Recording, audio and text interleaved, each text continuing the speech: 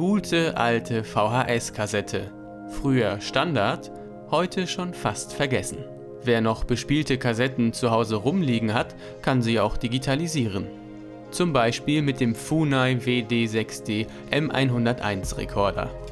Er überspielt VHS direkt auf DVD. Zuerst legt man einen Rohling ein. Es werden R- und RW-DVDs unterstützt. Dual-Layer-DVDs funktionieren nicht. Dann wird der Aufnahmemodus ausgewählt. Es gibt 5 verschiedene Aufnahmegeschwindigkeiten. Will man mit der besten Qualität überspielen, passen nur 60 Minuten auf eine DVD. Maximal passen 8 Stunden auf eine DVD, dann aber mit der schlechtesten Qualität. Im VHS-Modus wählt man dann seine gewünschte Anfangsstelle aus. Mit einem Knopfdruck auf Dubbing beginnt auch schon das Echtzeitüberspiel. Das lässt sich jederzeit mit Drücken auf Stopp beenden. Oder es stoppt von alleine, sobald die Disk befüllt ist. Man kann auch mehrere verschiedene Aufzeichnungen auf eine Disk brennen, sofern noch genug Platz auf der DVD ist. Die werden auf der Disk dann in Kapitel aufgeteilt.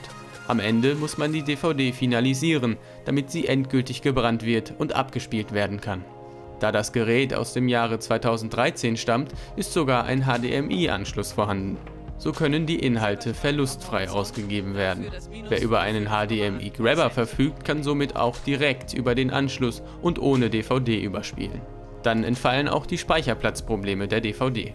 Habt ihr auch noch alte VHS-Kassetten? Schreibt uns eure Erfahrungen mit der Digitalisierung in die Kommentare und sagt uns, welche Hardware ihr benutzt. Vielen Dank fürs Schauen und bis zum nächsten Mal.